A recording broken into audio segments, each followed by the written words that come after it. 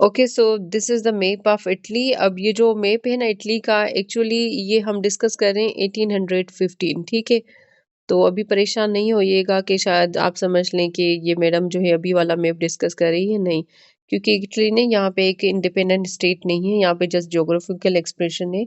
अब ना जब जो है इटली की यूनिफिकेशन जो होगी वो कंप्लीट होगी 1870s में होगी, और यूनिफिकेशन ऑफ जर्मनी भी होगी। ठीक है, तो पहले जो है ना इटली का मैप समझना बहुत ज़रूरी है, because in the next lecture we will be discussing the unification of Italy and the unification of Germany.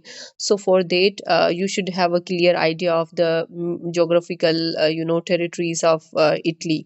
और ये territories जो हैं वो किस किस के पास हैं, ये भी आप लोगों को पता होना चाहिए। तो अभी पहली जो हमारे पास है ना वो है किंगडम ऑफ सार्डिनिया, ये पार्टमेन सार्डिनिया।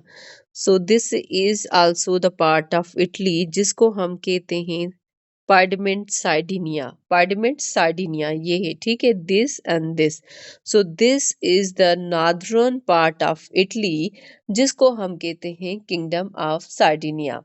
अब यहाँ पे जैसे मैंने आप लोगों को बताया था कि 1815 में ये जिनोआ वाला जो पोर्शन था ये भी सार्डिनिया को इन्होंने दिया था। इन दोनों को मिला के इन्होंने एक जो है स्ट्रॉन्ग रिपब्लिक बनाई थी, जैसे जो है फ्रांस को सैंडविच किया जाए, ठीक है। सो यहाँ पे जो है ना इसमें लगाया गया था विक्टर इमेन्युअल को, ठीक है। Victor Emmanuel, VICTOR, Victor Emmanuel. अब जो विक्टर इमेन्युअल है ना वो बिलोंग करता था हाउस ऑफ सुआय से, जैसे मैंने आप लोगों को बताया कि कुछ डायनेस्टीज हैं जिनको आपने थोड़ा सा पढ़ना है। So house of Savoy, so the kingdom of Sardinia including the island of Sardinia and the region of Piedmont in the northern Italy. So this is the northern Italy and this is a part of Piedmont and this is the part of Sardinia. तो हम इसको कहेंगे Piedmont Sardinia. So after the Napoleonic Wars, the Victor Emmanuel I returned to the throne after the fall of Napoleon. So the kingdom played a significant role in the eventual unification of Italy in the 19th century, हम देखेंगे, ठीक है। और उसके बाद हमारे पास दूसरा portion है। Okay, so after that we have Kingdom of Naples. Kingdom Kingdom of Naples। अब किंगडम ऑफ नेपल्स ये है, ठीक है। अब किंगडम ऑफ नेपल्स में क्या था कि किसका रूल था? फर्डिनेंड वन का, जो बर्बन डायनेस्टी से था, हाउस ऑफ बर्बन से था। इसके रूलर का क्या नाम था? फर्डिनेंड वन, जिसको कांग्रेस ऑफ वियना के थ्रू लगाया गया। So the Kingdom of Naples controlled the southern Italy, including the islands of Sicily and Ferdinand I, also known as the Ferdinand IV of the Naples, was restored to the throne after the Napoleon's defeat. So his rule was marked by the conservative policies and efforts to reestablish the traditional monarchic power. क्योंकि हमने concept of Europe में पढ़ा था कि इसकी कैसे जो है वो कंजर्वेटिव पॉलिसी थी, जिसकी वजह से साउथर्न इटली में जो रिवोल्ट है वो भी स्टार्ट हो जाता है, जिसको बहुत ज़्यादा जो है वो अपोज करता है ऑस्ट्रिया, क्योंकि उसके इटालियन जो पार्ट्स हैं उनमें बहुत ज़्यादा स्टेक्स थे।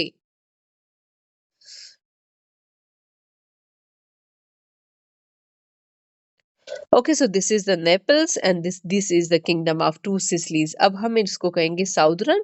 तो मतलब साउदर्न जो पार्ट है ये किसके पास है? ये बर्बन डायनेस्टी के पास है। And the third one is papal state, ये जो रेड वाली हैं सेंट्रल में हैं, these are the papal states. अब ये किसके कंट्रोल थी? Pope. So the Papal States were a central Italian regions including the city of Rome, जिसमें ये city of Rome भी आ जाता है। और उसके बाद है Pope Pius VII was a ruler and having returned to the power after the Napoleon's downfall. So the Papal States covered most of the central Italy and were significant religious and the political force during the time. अब यहाँ पे ये जो central part था ये किसको दिया गया था? ये पोप को दिया गया था। सो फर्स्ट हमने डिस्कस किया था ये नॉर्दर्न पार्ट जिसमें सार्डिनिया एंड पार्डमेन आ जाता है, जो विक्टर इमेनुअल के पास है। And then we discuss the southern part of the Italy that include the Naples and the kingdom of two Sicilies, this one yellow portion. This is under the control of the Bourbons, जिसको Ferdinand one कहते हैं. And after that we have the central parts of the Italy, जिनको हम कहते हैं purple states, जो pope के जो है वो कंट्रोल में है. And after that we have Modena. We have Modena. This one, the brown one. This is the Modena. So the Francis IV of the Modena was a part of the northern Italy. So it was restored to the power after the fall of Napoleon and the ruled the duchy as the member of the Habsburg family. अब जैसे मैंने बताया था कि Parma, Modena and Tuscany Habsburg family को दिया गया था. कौन कौन से region? Parma, Modena and Tuscany. This one is the Parma and this one is the Modena, this one is the Tuscany. So ये दिए गए थे हैब्सबर्ग फैमिली को. बाकी हमारे पास ये दूसरे दो ग्रीन रीजन रहते हैं, जिसमें है number one is Lombardy and second one is Venetia. So these are the very important parts of Italy and they are under the control of Austrian empire. क्योंकि अब यहाँ पे देखते हैं कि बिल्कुल इनकी जो ज्योग्राफिकल प्रोक्सिमिटी है, उनकी वजह से इनके बहुत ज्यादा जो हाई स्टेक्स थे वो इन रीजन्स में थे. So these regions were under the control of Austrian empire. और वो कौन से रीजन है? Number one is Lombardy and number second is Venetia. Okay, so तो अगेन जो है मैं यहाँ पे आप लोगों को थोड़ा समझाऊंगी, जैसे जो है ना आप लोगों को जो है बिल्कुल क्लैरिटी आ जाए. Actually, we are discussing the map of Italy in the year of 1815.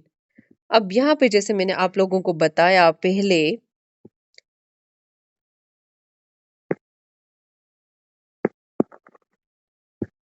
पहले जैसे मैंने आप लोगों को बताया कि भाई हमारे पास है किंगडम ऑफ सार्डिनिया.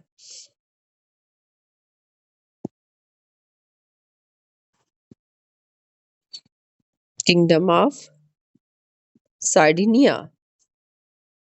अब ये जो इटली का पार्ट है ना, ये यहाँ पे जो है एक पोर्शन है जिसको हम कहते हैं सार्डिनिया. और उसके बाद हमारे पास दूसरा ऊपर पोर्शन है,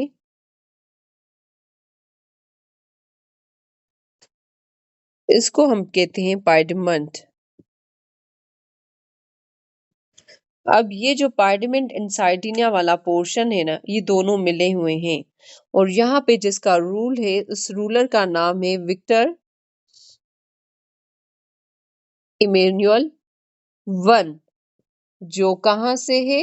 ये साहब है हाउस ऑफ स्वाय से.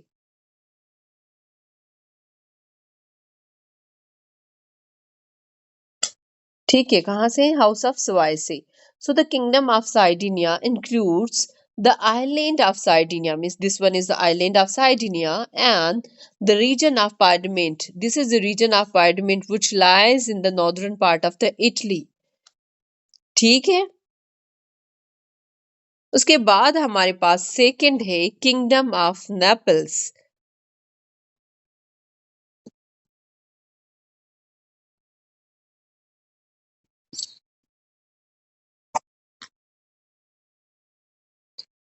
किंगडम ऑफ नेपल्स, जो जैसे हमने देखा था ना कि इटली का जो मैप है वो शू की तरह है, तो ये जो लास्ट वाला साउदर्न पार्ट है शू की तरह, ये हमारा है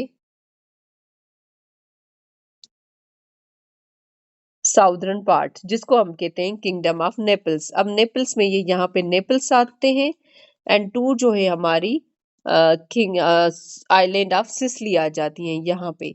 सो the kingdom of Naples controlled by the southern Italy including the island of Sicily. So the यहाँ पे जो है लगाया गया था किसको?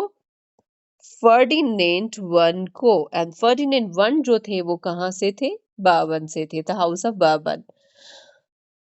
So the kingdom of Naples controlled southern Italy, including the island of Sicily, and the Ferdinand I, also known as the Ferdinand IV of the Naples, was restored to the throne after the Napoleon's defeat. So his rule was marked by the conservative efforts to establish the traditional monarchic power. And after that we have another part जिसको हम कहते हैं central part. अब यहाँ पे हमारे पास है central part जिसको हम कहते हैं पपल स्टेट्स. अब जो मैप मैंने आप लोगों को पहले शो कराया था, तो उसमें यहाँ पे जो है सेंट्रल पार्ट्स में आपको जो है जो रेड कलर का पोर्शन नजर आ रहा था, ये हम इनको कहते हैं पर्पल स्टेट। क्या? Purple state. अब पर्पल स्टेट में किसका रूल था? पोप पायस का रूल था। एंड ये सेंट्रल इटालियन रीजन था। उसके बाद हमारे पास जो दूसरी हैं रीजन्स, वो हैं भाई हमारे पास है ये जो यहाँ पे मैंने एक बनाया था पार्लियामेंट। तो यहाँ पे पार्लियामेंट के साथ ही हमारे पास दूसरा रीजन है परमा। परमा के साथ ही हमारे पास दूसरा रीजन है मोडेना। और मोडेना के बाद जो ही है यहाँ पे हमारे पास है Tuscany. So these parts, especially the Parma and the Modena and the Tuscany, these were given to the Habsburg family. Habsburg family, जो wealthy family थी ऑस्ट्रिया की, मतलब indirect control of Austria. So after that we have another two important regions जिनको हम कहेंगे यहाँ पे अ, एक है लंबाडे, और यहाँ पे ये हमारे पास है वेनेशिया, और यहाँ पे हमारे पास है बिल्कुल यहाँ पे करीब ऑस्ट्रियन एम्पायर। तो यहाँ पे जो हमारे पास है ये है Lombardy and second one is Venetia.